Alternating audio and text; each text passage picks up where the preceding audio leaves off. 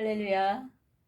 하나님만 바라보는 사람들과 함께하는 TV에 오신 여러분 환영하고 축복합니다.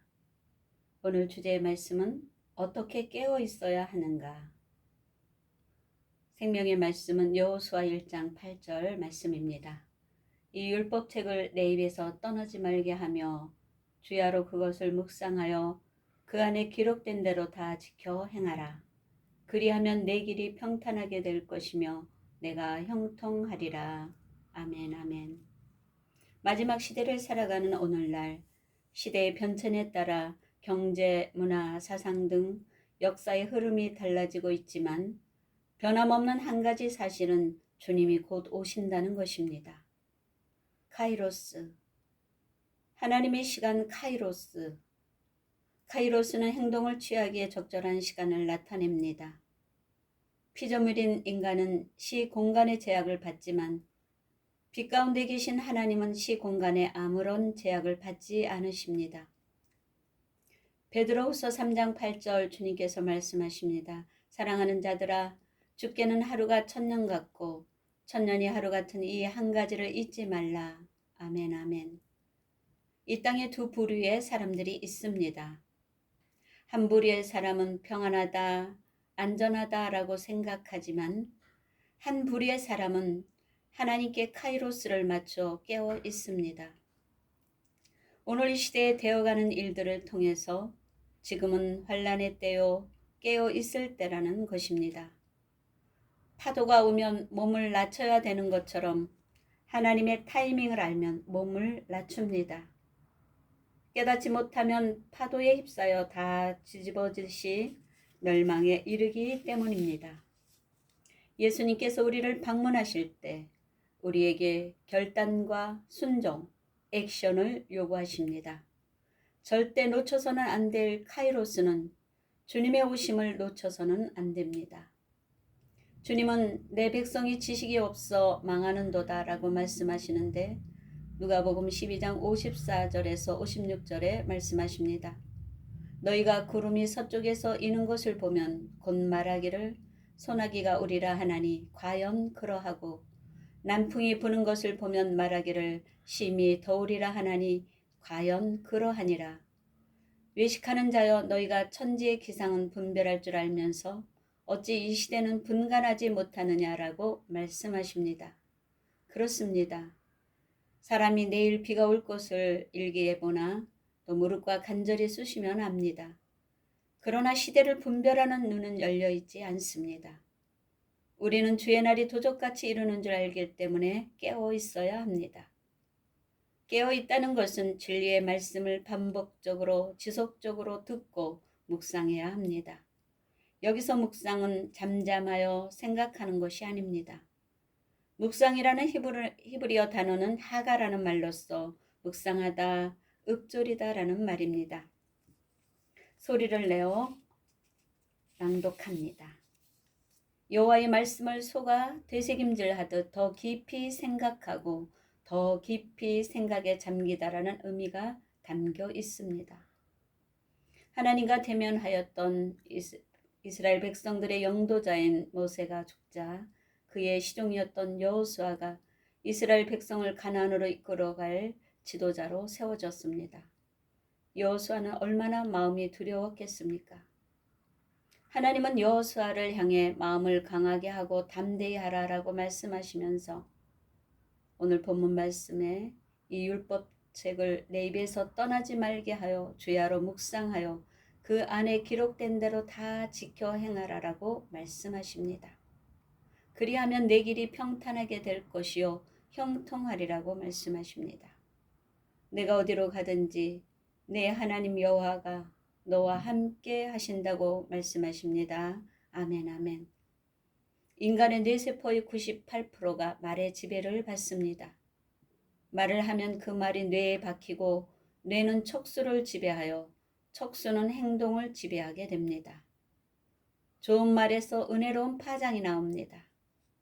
사람은 자신 안에 쌓은 말씀을 나타내며 사는 존재입니다. 주님의 말씀은 마음으로 믿어 의에 이르고 시인하여 구원을 얻게 합니다. 독일의 심리학자 헤르만 예빙하우스의 망각 곡선에 의하면 학습 후 10분 뒤부터 망각이 시작되고 1시간 뒤에는 56%, 하루 뒤에는 74%, 한 달 뒤에는 79%를 망각하게 된다고 합니다. 망각을 보완하는 가장 효과적인 방법은 반복입니다. 하가는 소리내어 무한 반복함으로 머리와 마음속에 하나님의 말씀을 깊이 새겨서 하나님의 사랑으로 성숙하게 하는 교육 방법입니다. 하가의 배경은 신명기이고 신명기 6장 6절에서 9절이 핵심입니다.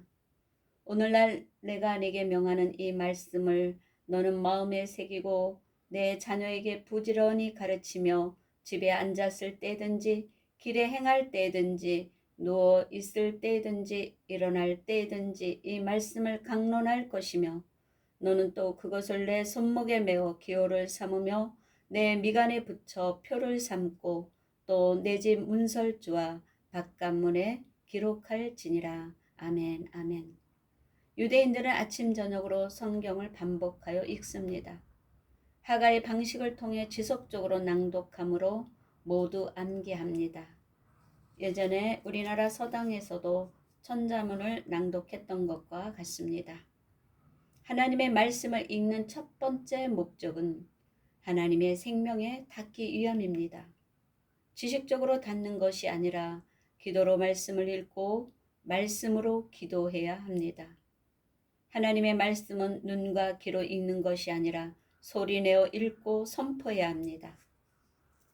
우리는 말씀으로 사는 자들입니다. 우리 안에는 말씀이신 주 예수님으로 가득 채워져야 합니다.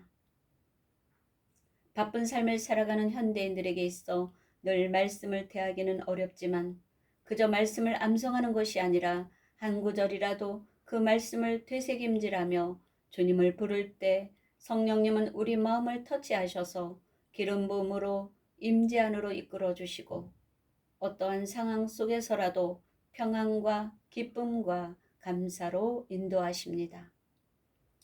말씀을 대하는 목적은 지식을 얻고 깨닫고 감동과 위로를 얻기보다는 말씀을 먹고 배부르기 위함입니다. 말씀을 먹고 존립하기 위함입니다. 말씀을 먹고 누리기 위함입니다. 말씀을 먹고 자라기 위함입니다. 말씀을 먹을 때 하나님을 바로 알고 하나님과 더 가까워집니다. 말씀을 먹을 때 하나님을 마음을 더 알게 되고 하나님과 교통하게 됩니다. 말씀은 우리가 먹고 사는 영의 양식입니다. 무엇보다 말씀을 먹는 방법을 올바로 알아야 합니다. 많은 사람들이 큐티를 하고 성경 공부는 하지만 변화되지 않고 가분수 모양 머리만 커지는 이유가 무엇입니까? 말씀을 먹고 하나님과 더 가까워지고 하나님을 더 알고 하나님과 교통하지 못하기 때문입니다. 영으로 채워지기 위해 내 혼적인 생각이 깨어지고 내 육신의 자아가 죽어야 합니다. 말씀이 생명으로 내 안에 다가올 때 영으로 채워집니다. 시대가 어려워지면 어려워질수록 하나님의 말씀이 필요합니다.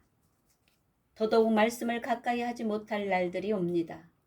그러기 때문에 내 안에 하나님의 말씀으로 가득 채우고 늘 깨어 주님과의 교통함이 끊어지지 않아서 사단의 괴계를 물리쳐야 될 줄 믿습니다. 빛의 자녀들은 모두가 잠들어 있다 해도 깨어 있어야 합니다. 끊임없이 말씀에 나를 낮추어야 합니다. 믿음의 사람들은 환난을 당하고 죽음까지 내어준다 해도 결코 불의와 거짓에 타협하지 않습니다. 마태복음 24장 9절에서 13절 주님께서 말씀하십니다. 그때의 사람들이 너희를 환난에 넘겨 죽였으며 너희를 죽이리니 너희가 내 이름 때문에 모든 민족에게 미움을 받으리라. 그때 많은 사람이 실족하게 되어 서로 잡아주고 서로 미워하겠으며 거짓 선지자가 많이 일어나 많은 사람을 미혹하리라. 불법이 성함으로 많은 사람의 사랑이 식어지리라. 그러나 끝까지 견디는 자는 구원을 얻으리라. 아멘 아멘. 세상을 사랑하는 마음이 커지면 무기력해지고 기도를 못합니다. 하나님의 임재가 늘 머물 수 있도록 주님과 동행하는 삶이 되어야 합니다. 주님 한 분으로 만족한다고 고백하는 저나 여러분이 되시기를 바랍니다. 주님으로 채워지면 죄의 영향에 힘이 없고 점점 끊어집니다. 주님께서 안정과 평안 가운데로 이끄십니다. 시편 16편 8절 말씀에 내가 여호와를 항상 내 앞에 모시며 그가 내 우편에 계심으로 내가 요동치 아니하리라. 아멘 아멘. 내가 여호와를 가슴이 뭉클합니다. 내 앞에 모시며 주님, 다윗이 주님을 자신 앞에 모셨듯이 바로 내가 주님을 이 자리에 모십니다. 주님께서 지금 이곳에 함께 와 계십니다.